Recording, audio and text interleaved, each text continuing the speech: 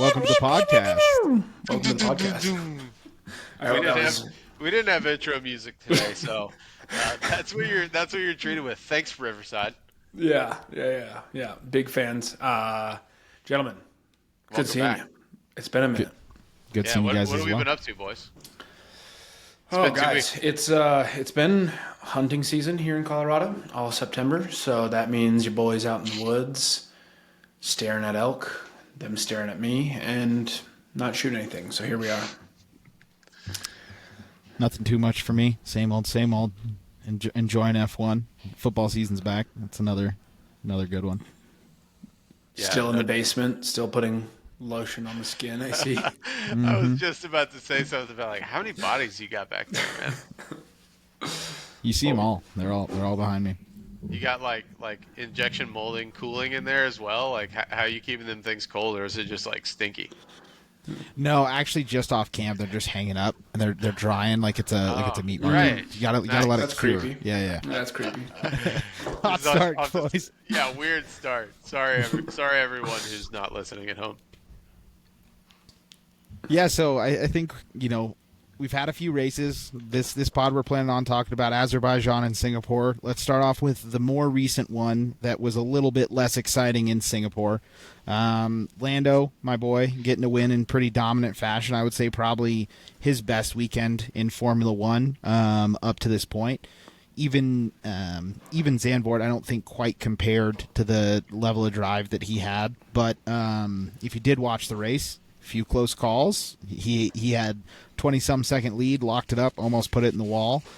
So at no point was he cruising up there, and he talked about how he was trying to build a full pit stop gap to maybe try and have that extra chance at the fastest lap. But still a few kinks in the armor, but this was kind of, I think, his first showing of putting everything out on the table and saying, "Hey, Max, I'm not going to roll over." So let's see where it goes from here. Yeah, it was a good win. It was, the kinks in the armor thing. I don't really know, man. I feel like it was a really good race, and I think like the radio talk that you heard from him and his team, they were trying some stuff, and they had the pace to try that stuff. You saw at the end when he was told to pick it up, like he just dusted everybody, right? I don't really think pace was an issue all weekend. I think they got a little bit of a I'm in front by 4 seconds kind of exercise with Lando, and had him trying some different things and communicating through that, which is really nice to see because up to this point they've communicated worse than our parents' generation has. So it's been, that was refreshing to see. But yeah, man, I really Singapore, one of my favorite tracks to watch. I think it's not the most exciting racing, but two things, right? The night race is beautiful. It's just like a genuinely gorgeous bunch of different like wire shots and stuff like that. But also the quali is so much fun. It reminds me a lot of Jeddah and Vegas quali, where it can be kind of dusty. The cars are on edge and sliding all over the place, and they're trying to find that grip in places where it doesn't exist. And you saw a couple incidents because of that. So really, it's one of those races that like I think history might tell you that the quali on Saturday is probably more fun than the race most of the time, but still like a really cool track on the calendar. Yeah. Nick, I know you there on a honeymoon. You made I guess a walk down pit lane there. Hot, Yes. I got to imagine, dude. Hot. Very, So, very yeah. hot. And I actually, Trav, talking about the track reminded me that I didn't even talk about, so went there in April. So stopped off in Singapore for a night, got a chance to see the F1 paddock, rode bikes around all the track, and kind of did the full walkthrough. Stayed in a hotel that was actually on one of the corners, and so it was where the track kind of meets up in the middle if you look at a track map. But the facilities they have there are really incredible. But I sprinkled some good juju for Lando in the paddock that it ended up converting. What are we, November? No, sorry. We're still in September. My mind's messed up. So 5 months later, it was still there, and he was able to convert, which was really, really cool. And overall, though, being able to like actually go on the F1 track like that was really cool. It's they have an actual dedicated pit building and pit area. That's really only the start finish straight, and the rest of the track is roads. So it's kind of like what Vegas has done with their paddock. They built a permanent paddock and then they take over the roads during that time frame. Gorgeous area though too. I mean, I'm sure you guys saw in all the shots. I thought that the celebratory like fireworks show and the camera shots that they were showing after the race were some of the coolest I've seen post race. But yeah, it was cool to see Lando win, and you know, at that time that I quote unquote sprinkled the juju in the paddock, Lando hadn't even won a race at that point. So it's very, it was very satisfying watching me or watching him win that race, because I'm gonna take a little bit of credit for forever that I got Lando's third win. You know? There you go, dude. There you go. Yeah, I think, from like watching that race, it's just crazy from where we started to where we're at now, of just like the flip flop and dominance. Like, just how fast he was incredible, for all that, which was just, yeah, bananas. Boring race, I think, overall, but yeah, but the race before, that was Well, so pretty sick. actually, Trav, what did you think about that Colapinto move? Because we'll definitely dive into Azerbaijan because there's a lot to go in there. But I Yeah. wanted to touch on a couple other things in Singapore. That was sick. That was a move that, so for first corner, Cole Pinto started in, I forget what it was. I think he started in 13th or 11th or 12th or something like Yeah, that. something like that. But yeah, I mean, ridiculous dive up the inside. What you might call a dive bomb, but like totally under control the entire time. Really caught Alex Albon out. Like, Albon was not expecting him to be a racing driver for like whatever reason that was. I didn't think there was any kind of offense in that move. It was just a really nice move. And he saw a gap and he took it. It was beautiful. I don't think that he's had a teammate to race him since, you know, Max Verstappen was dominating him. So there's a little bit of that when you got Logan Sargent as your teammate and the dude goes diving out the inside. It's immediately like, what the hell is this guy doing? I'm sure Alex Albon, in watching the footage after the race, was like, tip of the cap. That was a nice move. Yeah, that was. I mean, that was probably the overtake of the race. I thought that was really 100%. good. The other thing that I wanted to talk a little bit about in this race is the strategy that call that Mercedes made on Lewis, putting him on soft tires to start. Um, that was tough. I obviously didn't work out. I understand where they're going. Track position is king on that racetrack, and they were trying to get up a couple places in the start. I totally understand why they did it, but I mean, we kind of learned in quali that there is no grip on cold tires on that track. There's just not, regardless of the compound. And he couldn't really make up the spots that he needed to on the first lap. And I forget who was a little bit further down the grid in 13th or 14th that tried softs as well and didn't work for them either. So that was kind of a bummer. It ruined his race. And yeah, George had a really good race as well.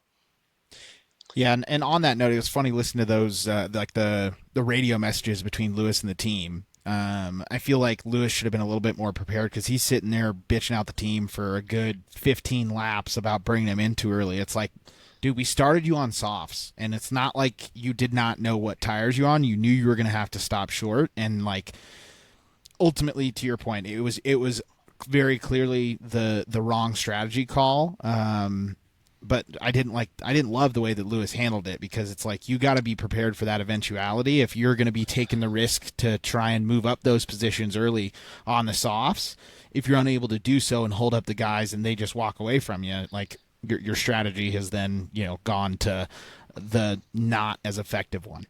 Yeah, and I think that, like, not only did he get the start, like, did that not work out in his favor, but also, like, when he pitted, to his credit, people started realizing that tire life was pretty good, because they didn't have a ton of grip, like, it wasn't putting a ton of wear on the tires. So, like, he got back out there, everybody's on mediums and still cruising with no problem. And by the time that they did pit to go to hards or whatever the next tire was, like, he's going to be 15, 16 laps down. So I Mm-hmm. understand what he's talking about, but yeah, I mean, it was just like, it could have been a not risky call. Like, I don't know what data they were looking at. Like, it could have been a pretty safe call, but the downside of that call is really bad, and it ruined his race.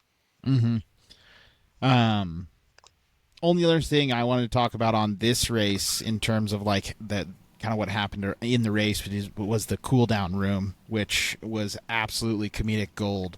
So, Lando, Piastri, and Max sitting there in the cool down room. First, the video of Lando locking up 25 seconds in the lead and almost putting it in the wall, and ending his race comes up, and they're both, Max and Piastri, are reacting the whole time, going, oh, oh, oh, oh. He pulls it out. Max asks him, he goes, what'd you do in that moment? He goes, I actually shit myself. And then on an entirely other note, I don't know if anybody heard that earlier in the weekend, Max Verstappen got in trouble for cursing in a press conference, ended up getting community service. So Oscar Piastri, the dry-witted humor that he has, he looks over to Lando and he goes, without cursing, what would you say were your feelings in that moment? And so it was just it was one of the better cool down rooms. I got a very good chuckle out of that, and I feel like Oscar Piastri is the new Kimi. He's just got that like dry-witted, cool-headed like demeanor around him that like he's not gonna laugh at his own jokes. He's just gonna like be naturally funny by saying quick-witted stuff.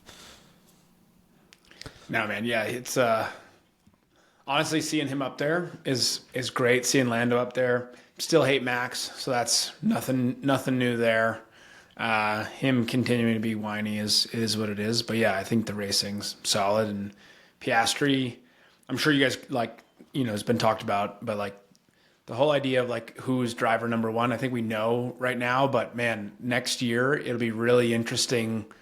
Again, do we see Piastri continue to kind of make gains and leaps and bounds kind of on the McLaren front? But yeah, can we talk a little bit about Max? Speaking about driver number one, first of all, one of my favorite bits in F1 is, like, genuinely love this, is when anytime somebody says something about Max not doing something right in F1, he just comes out and says, "No, I'll just fucking quit." And he said that about the cursing. He's like, "I'll just quit." And like I think he, like, my favorite part about it is I think he genuinely means it. Like we've talked about this before. Oh, I don't yeah. think Max is going to be an F1 forever. I hope he does quit over some dumb shit like that. Always cracks me up.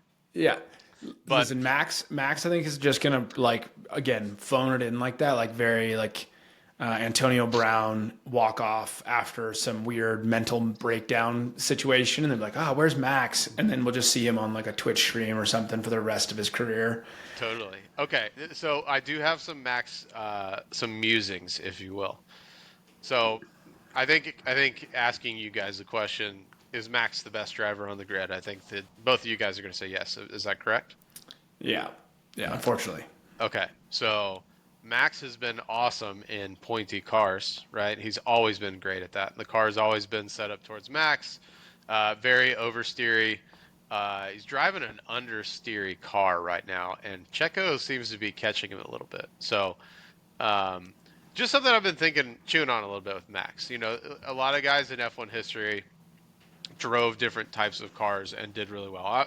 Listen, this is a bad example, but Michael Schumacher famously, like, drove whatever the fuck, like, he was fast in whatever car. They obviously built it towards him, but he was able to take any car and go fast. And Max, I don't know if he has or has shown that ability yet in his career. Maybe it's because I feel like the car Vettel's the most recent example in my mind, where like Yeah. in the Red Bull, where it was real pointy, and he's big about squaring off corners, which is a whole driving technique thing. But like he was able to square off the corners really well in the Red Bull, and he was able to go compete in the Ferrari, but he just wasn't quite in the same level that he was. And it's like that's the most recent in my mind where he was unable to replicate that in another car. Yeah, and I think Alonso is another driver that has historically been good in any car. Like it's an interesting skill to have, and I'm not sure Max has it. I don't know if he's had to let me be clear. I do think he has it. I'm just not sure he's been challenged in a car in his F1 career to this point that has been so counter to what he likes to drive. And it's going to be really interesting to the rest of the season and see if that eases up a little. So Trav, like, are you saying he's a good quarterback, but the system that he's in is like the thing that makes him like part of the greats is kind of the concept, and you're like unsure if in like another in another system, in another car, he doesn't get the same success? Is that kind of like, I would say to an extent, like I okay. don't think I it could be like a John El or a Dan Marino situation, right? Where like he never wins. Like I think Max is super talented anyways, and I think he would do really well pretty much anywhere. But in terms of like being far and above the best driver in the world, it's starting to kind of show up as like maybe he's not really good in a bad car. Well, so I think that the way I think about this is it's like there is a gap between Max and Checo. We know that. You can put them in the exact same car, no matter what car it is, and Max will be faster. If it's really pointy, that difference becomes greater. Whereas if it's less pointy, that different, he's unable to use his kind of like feel and his natural skill to make up that big of a difference.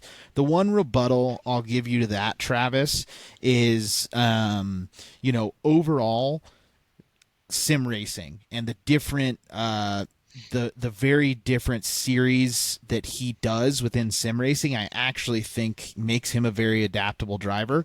And so that'd be my one, just like not as a Max fan, as a rebuttal, like knowing all the different series and all the different cars that he does hop into and he's just immediately fast. That'd be my immediate rebuttal, because even for me, someone who's obviously not even close to his level, it's like I definitely like driving Formula cars more than I like driving a GT car. And the act of driving a GT car and a Formula car are two very different driving styles. Like a GT car is crazy understeery, but still has that oversteer snappiness. And so that's one thing I want to say. The final thing that I feel like we should talk about before we should move on from Singapore is Danny Rick. Yeah. Like Danny Rick brought us all into the sport in some capacity. And I feel like we gotta kind of just like reference how dirty Red Bull did him to a point. And the only reason I said that is because I wish that this would have happened like a while ago, like earlier in the season when the rumors first popped up, because like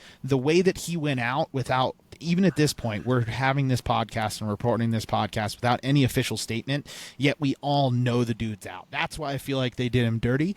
I don't think he was a dude that was going to get a farewell tour, obviously, but he has been, a loyal servant at the very least, right? So, like, treat him a little bit better than that. I know he left the Red Bull family, and I think it's the right move ultimately. Like, on an entirely side note, I 100% think it's the right move. I said it a while ago that RB, whatever their second team is, it's a junior team. Daniel Ricciardo's not a junior driver. We're not bringing in a multi-time race winner to get his feet under him in the junior team. That should be used to develop young talent. But the way he's exiting is a little bit sad.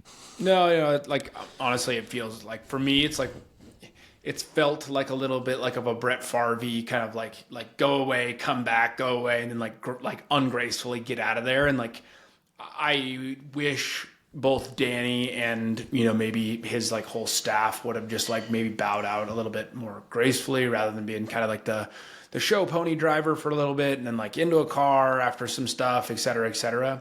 But Danny Rick, like honestly, he's made the sport fun. Like honestly, like he's just been good from the shoeies to the like this is real sweat. Like all his little like one-liners, like it's just, he's so good. I think he's been so good for what F1 has become in the US. So I'm hoping that he has a very similar, like Gunter Steiner kind of like. At the very least, he's ended up on a broadcast. We know that much. Right? I hope so. Like at the very least. Yeah.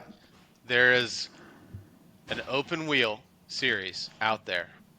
Oh, I could see needs a little bit of a boost. He's going to IndyCar. He'll go do something. Loves America. He does. He's going to be in an IndyCar next year, and it's going to be sick. Or NASCAR. Cool. Yeah. I would rather see him in Indy. Totally, because that's where he'd be way more successful. He's going to hop in NASCAR and be dog shit. That's just the way it is. It's like, it's so hard to compete in NASCAR. Like, those cars are so much different, whereas he's going to be able to use a lot of the skill and a lot of the experience. So I wholeheartedly agree, and I don't think the dude is completely done racing. I think this is where he finally realizes, okay, my time in Formula One is up. I don't think that Danny Ricciardo, the race driver, is done, though, and I wholeheartedly agree. Like, how much better of a move is that to go to IndyCar than frickin' Roman Grosjean? Like, okay, like, and okay, let me Mr. be clear Fireball. too, I think that I don't think Danny will be a top tier IndyCar driver. There's a lot of great drivers in IndyCar right now. I think he'll be top 15 maybe, but it would be great to see him. The series needs a boost.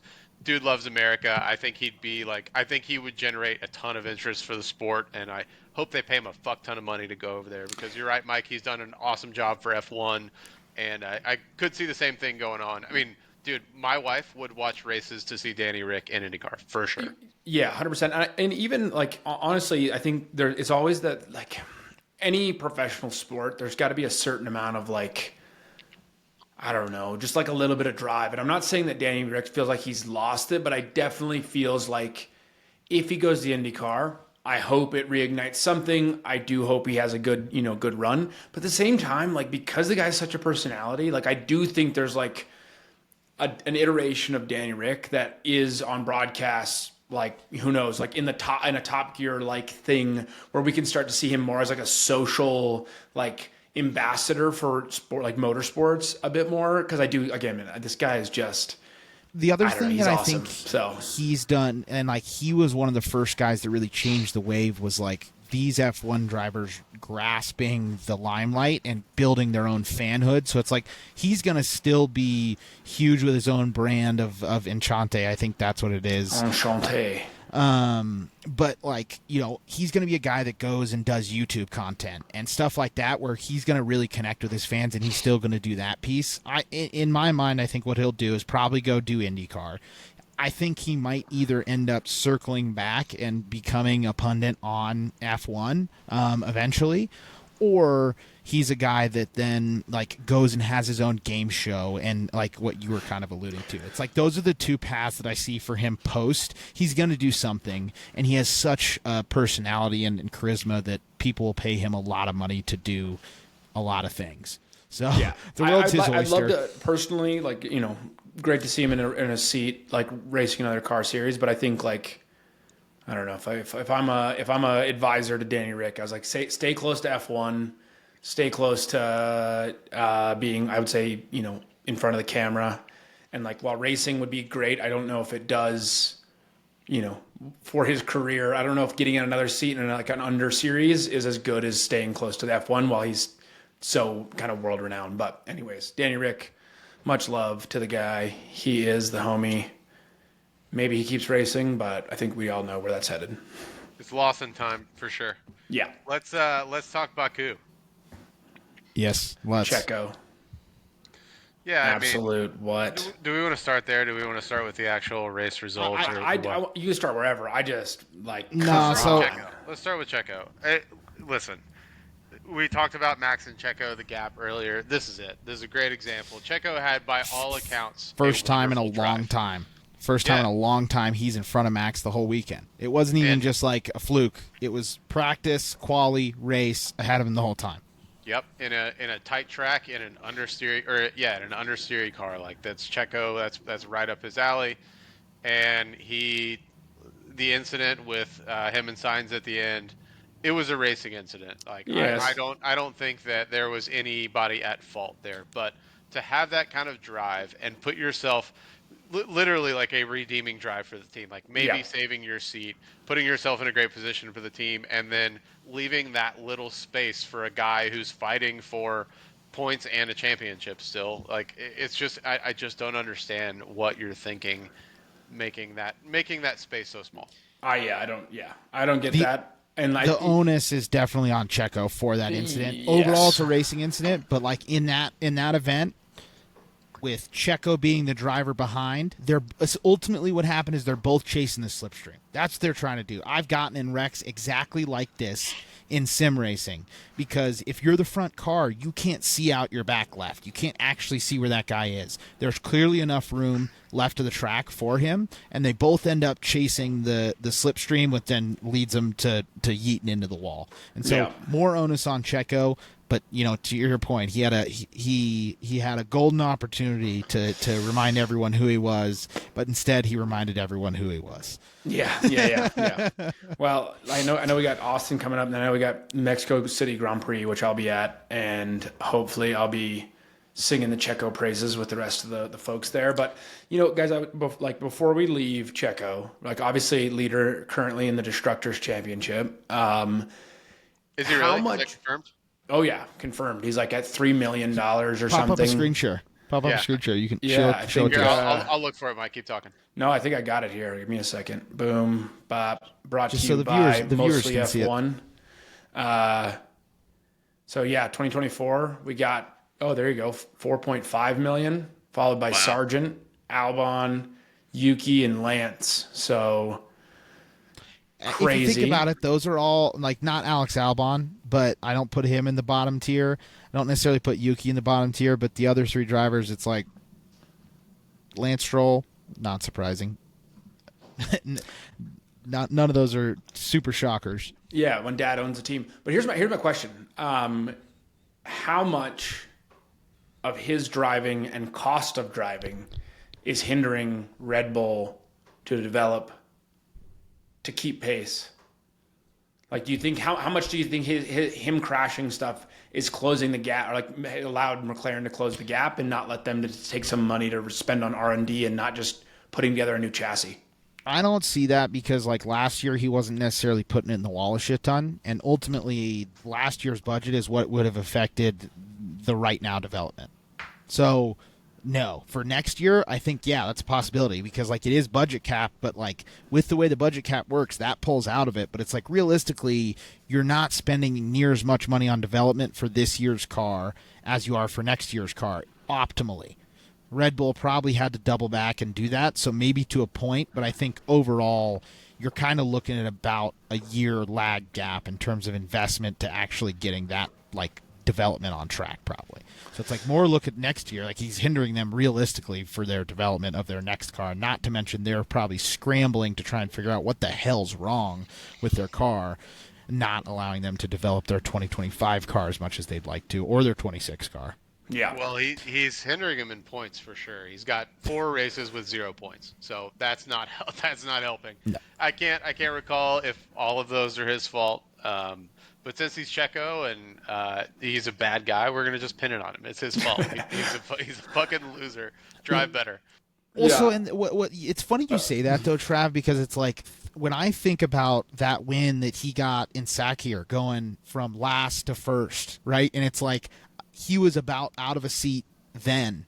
And I just remember being like, there's no way this dude doesn't deserve to be in Formula One.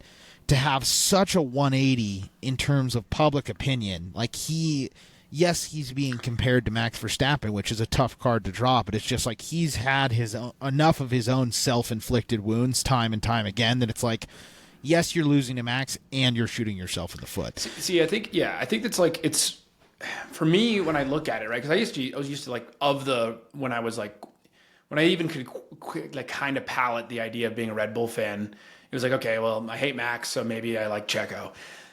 And then it was just like, okay, well, now that Max is so dominant and the car's so good, it feels like again, it just feels like that paid seat that like everyone hates so much, in the sense like he just doesn't fit in. And to your point, Nick, like I think there's been plenty of times where the dude's been nasty and it's like, he belongs in F1. But then like while we see McLaren going crazy and you have 2 drivers that are competitive, now all of a sudden it's like you have a front runner and an anchor. And it's like, I just would like to see 2 teams like fully stacked running at it and playing the team game, doing all this stuff, like, going back to like the Bottas Hamilton games that they used to be able to play, that honestly Max hasn't been able to do much of that this year because he's not close, or like the car's wrong now. So I don't know. There's like a little bit of distaste, I think, for that on my side, more than for just the guy himself. It's just like, I just wish we had a good top to bottom shootout, like driver to driver, and like both teams were as closely matched and not like feeling like there's like one guy that definitely doesn't belong, which it feels like that for me for a little bit. So, and it's like on that note, right? Like, though Max is the best driver in F1, if we ask ourselves who has a better driver lineup, it's without a doubt McLaren. Yeah. Like on the whole, they have the better driver lineup. They've got 2 guys that are a lot closer to Max than Max is to Checo. And, I'll take us back to the race. I'll take us back to the race, but yeah, just guys, like, update on the constructor standings. We got McLaren at 516, Red Bull 475, and Ferrari at 441. So those points, man, Ferrari keep looks hurting them. really good. Yeah. They look really, really good. They look fast. They don't look like they're starting super well, but their strategy has turned around completely since Binotto gave up control of that part of, well, all of the organization, but specifically that. And their car looks really good on tires. And they've been, I think it's 3 races in a row now, they've been able to push longer and without affecting performance on tire stints than anybody else. So they're not out of it. Like, we haven't talked much about them. Obviously we haven't podcasted in a while, but 3 straight poles for Leclerc, 4 straight poles for Leclerc now. Lando was on pole in Singapore. You're right. But yeah, I mean, they look awesome. We don't have to talk about them a ton, but just wanted to bring it up. Like, we don't mention them a lot. We're talking a lot about Red Bull and McLaren. They're there. I wouldn't be surprised to see them in a very tight race for the constructors at the end of the year. Well, especially they're getting Lewis as well. Like, that becomes a really, really strong driver pairing next year, and Lewis looks like he's making another solid move. Every time the guy changes teams, he gets a stroke of luck, because at the beginning of the season, it's like Ferrari looked like the 4th, maybe the 5th best team, and it's like they've just constantly chipped away. I think he is probably a little bit sad to see the way that the Mercedes has developed as well. He's leaving a good car. But in terms of Azerbaijan, we got as a Lando fan, still a McLaren fan, got to tip my cap to Piastri, because that was an incredible drive. Battling with Leclerc for what felt like a million laps. But the actual overtake that he made, dive bomb down the inside, I'd argue is the overtake of the year up to this point. Yeah. Especially that it was for the lead. I'm sure there's been some crazy midfield dummies and some cool moves and stuff, but in terms of what's on top of the list in terms of memory, that was it. It was a hell of a dive bomb. And the thing was, Charles held with him for lap after lap, and he just kept defending, and was inch perfect time and time again. And that was the one thing again where I got to tip my cap to Piastri. Lando was dominating that race and didn't have any pressure, and still kind of made a few mistakes. Oscar had Charles breathing down his neck for forever and did not waver a single time. And so that's another one of those things, alluding back to what you were saying, Mike, like, who's that number 1 driver next year? Yeah. That's the type of shit where it's like, oh, this guy's good, like, really good. And like, it's not like he's always had the pace. His only downfall was tire wear. And now that he's figured that out, and you're seeing dive bombs like old Danny Rick, like we used to, talk about, was one of the best dive bomb artists in the game. Like, that was a Danny Rick of 2015 move right there. So, wanted to definitely chat on that. And then the double drift. That was that's probably the coolest camera shot of the year, where Piastri and Leclerc both are exiting onto the final straight, trying to just give her the beans as much as they can, and they're just drifting one behind another, like they're tandeming, like they're drift cars. It was sick as hell. Yeah, great race, honestly. Love that race.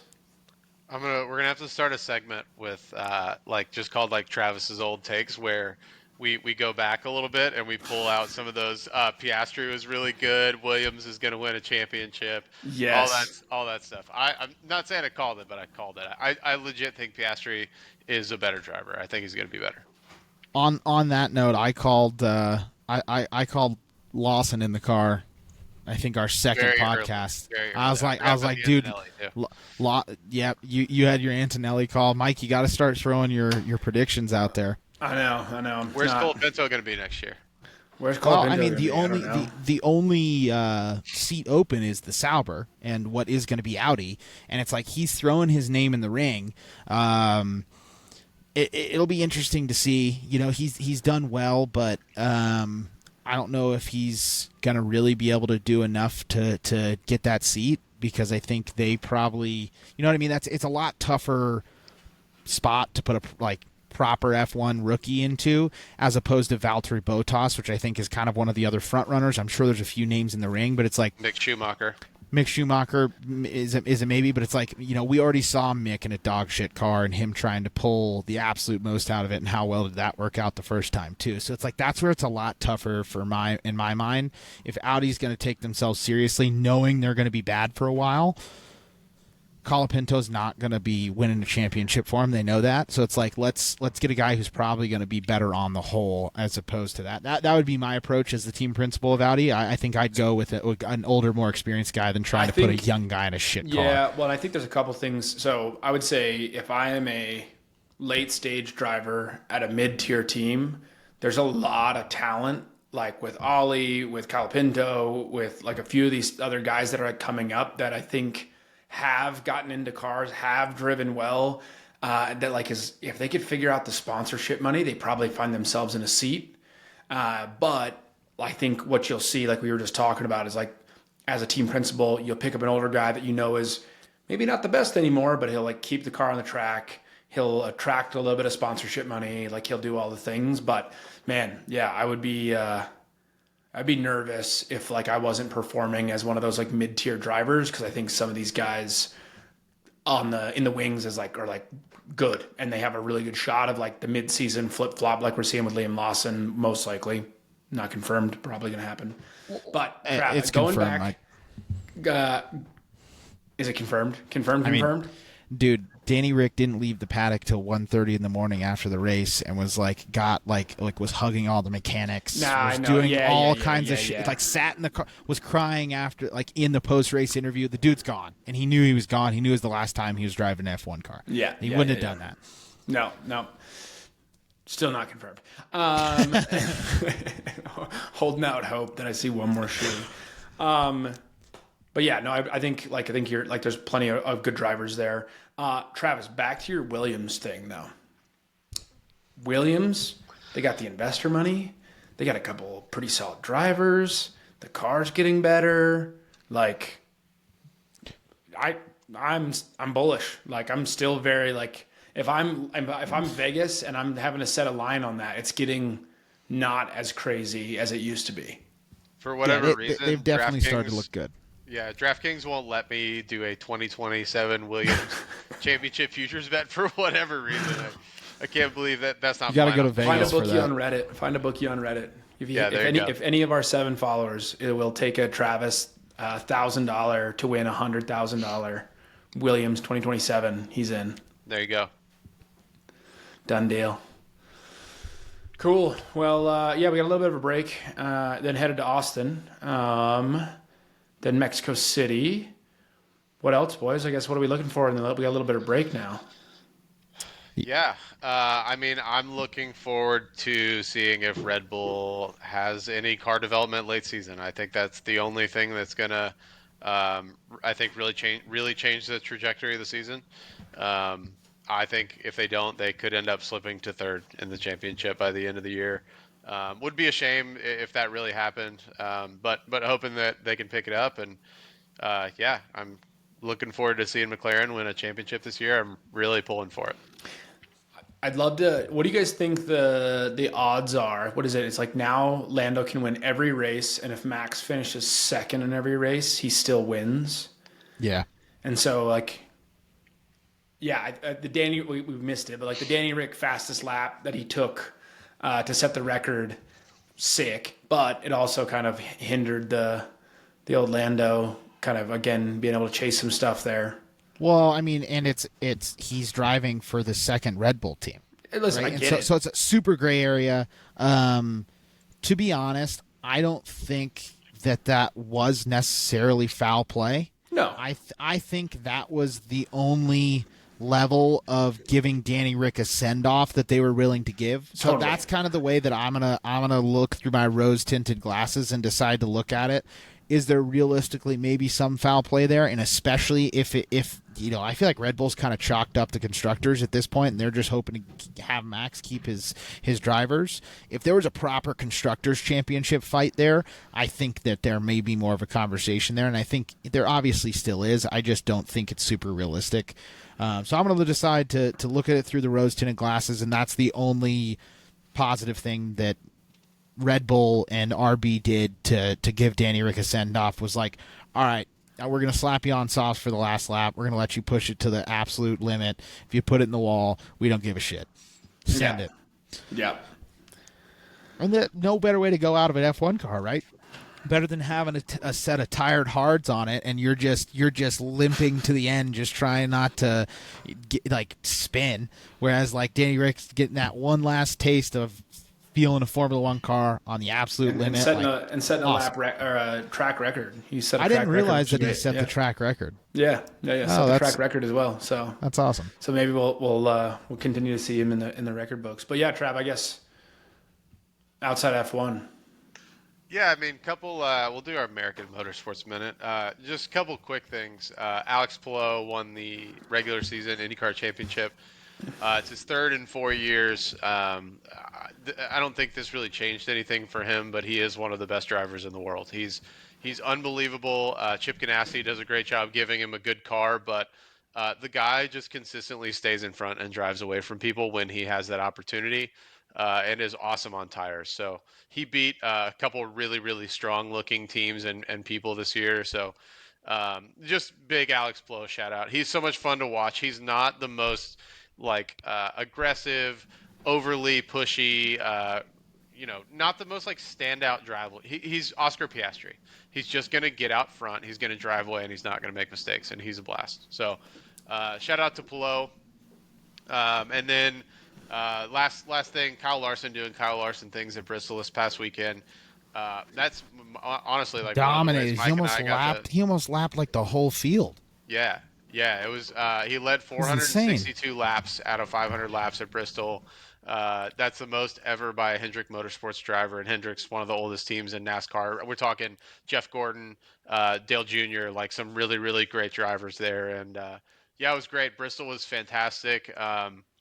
The track was awesome. They finally got both the high and the low lines at Bristol working again. So it's going to be really great moving forward. One of the ways that Mike and I got to know each other was going to Bristol races and being surprised we could carry in foam coolers and getting interviewed on Speed Channel by Rutledge Wood and all that kind of good stuff. But always a great race, and short track racing has been stellar in NASCAR this year. Yeah. For I was hoping to find it in the Google Photos, but yeah, me and Trav showed up to one of our first NASCAR races in overalls, no shirts, and an inflatable like 5-6 foot tall leprechaun. And It was St. Patrick's Day. It was St. Patrick's Day. We were And just carrying around a leprechaun for a random reason, Listen. which I mean would have been chill. yeah, honestly, it would have flown. But yeah, we rocked up. Speed TV came. Rutledge Wood gave us the interview right before we got inside. And then honestly, it was just metal. If you haven't been to Bristol, anybody, I don't know why the higher you get, it gets more expensive, because like sitting like as close as you possibly can to trackside is wild. When they get new tires, rubber starts I was about flying to say, everywhere. you're getting hit in the face with rubber. Like your nachos, full of it. And then it's like bring in your own beer, and if you imagine exactly what the hill country of Tennessee and NASCAR fans look like, they are it. That's like I'm sure it's true across to most of them, but like for The first-hand toothless experience. grandpa at your graduation, Mike, was at that race. I guarantee Listen, it. I'm sure. Great folks, honestly, always down to have a good time. Like never had an issue, like no crazy fights or nothing like you get sometimes with wild crowds, but man, just pure like high octane rumble all your innards and have just a ripper of a time in Bristol. So if you haven't been there, make a trip. Make a pilgrimage. Ton of fun, man. It's a 200,000 person coliseum, half a mile, super fucking loud, like just melting your brain the entire time, and the fans are great. I got to tell a story. When Mike and I went, neither like we were like casual NASCAR fans, and at this point I wasn't really watching a ton of motorsport. This was honestly my intro. And so we roll in, and just to tell you like where we were at, like we were pulling for Denny Hamlin because he was wearing a Jordan logo. So like he ended up winning that night. But we sat down in front of this guy, and this guy's by himself, right? Like he's just sitting by himself. And every single lap, when Kyle Busch rolls around, he throws up the middle fingers and was doing this on that. And Mike and I just thought that was the best thing, and we joined him for the rest of the race. One of my favorite memories about that place is just we're talking 500 laps, 435 laps. He's pulling a Kyle Larson of middle fingers throughout the race. It was so good. Yeah, yeah, no, it was nonstop. Honestly, it was great. And then Nick, I think that's that year that you end up getting the diecast signed Denny Hamlin. So while Trav was a man who loved, it wasn't that year. We ended up getting this with Propeller, but we do have a signed Denny Hamlin diecast. Yeah, because Dad got one of those. Or just so everyone knows, Dad used to work at FedEx. Shout out Steve Scott. And yeah, he got to meet Denny. I missed it, but he got the signature, the whole bit, and we had a great old time.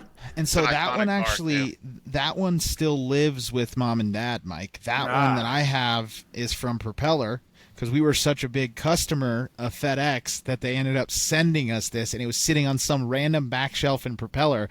And I walk up to Rich and I'm like, I like racing. This is collecting dust. And he's like, have it. And I asked 0 questions, and I put that shit in my backpack and went down the road because and still to this day, it's in my, that's my car section of my display. Hell yeah, brother.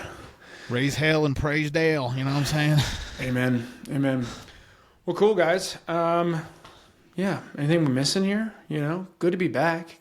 Glad to see your faces. Trav, thanks for staying up late, my dude. It's not that late. I was playing a little college football. I'm in my man cave here and having a little night to myself, which is nice. Just spent a week with Rachel's lovely family at the beach, but it's nice to have some quiet time too.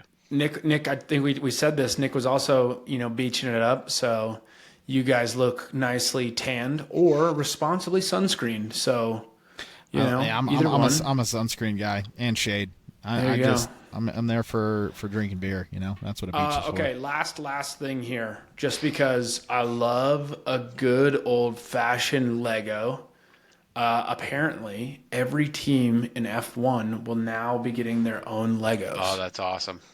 So, like you've seen the McLaren stuff, you've seen the Mercedes stuff, but yeah, apparently everyone else is getting their own Lego series. So tune in. I'll probably nerd out with that a little bit. How crazy do you think they're gonna go with it? Do you think they're gonna have like the different side pods on the Red Bull? You know what I mean? Yeah, on the big ones you could do that. Obviously not with those tiny like scale ones, but on the big ones, I could see them getting that level of advance. If they're going to go through the effort of going through it with every team, like trying to bring what is their design into Lego, I think could be like a cool, like me as like a tech nerd aspect. I guess only other thing that I was thinking about talking about was the McLaren rear wing. Flexi wings are back in F1. I don't know if you guys saw anything about that. I didn't see that. What are you talking about?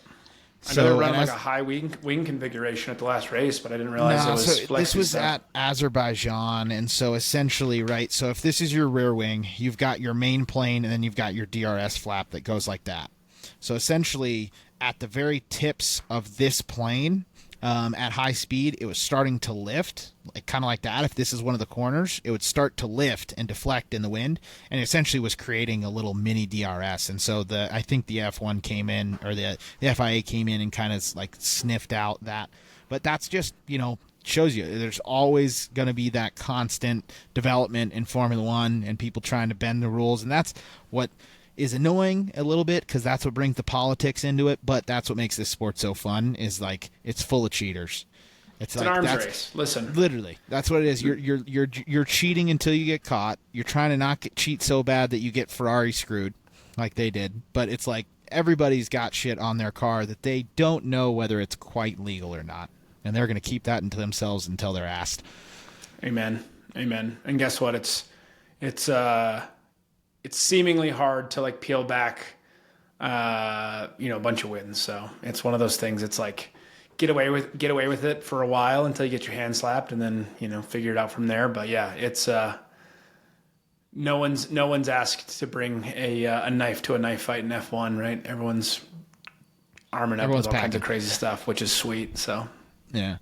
So next race in about a month from now, I think let's our viewers can and eagerly await an episode post race.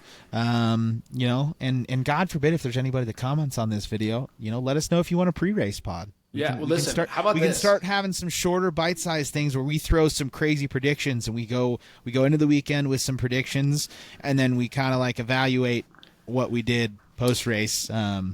We should DraftKings pre-race put a silly boy bet pool together and just throw some wild things out there, as well as Trav, you got a wheel now. I have a wheel sitting around somewhere and a desk that can finally connect to. What if we put in some of the Outlap shitty lap times from me, at least? Nick, I know you'll do okay. I was thinking about this. Today. So each week we all go do a hot lap. The thing is, what we should do is we need to make sure we're using the same setup. That's going to be our biggest thing. No, dude, it's the mortal man's hot lap. All right, I'm a mortal man. Let me be a mortal man. All right. This is what I was thinking about. We need to do we all need to have the same setup, and then Mike and I need to have a bet whoever lasts longer without crashing. Oh, dude, immediately crash. It's going to take me 7 restarts to get a single hot lap in. So I mean, we may do 2.5 minute laps, but I mean, it'd be fun. Cool, boys. Well, yeah. Sick to see you boys again. Great chatting. Good to see you too, fellas. It's interesting. So stay tuned. Thanks for joining us. tuning into the Outlap. Hell yeah.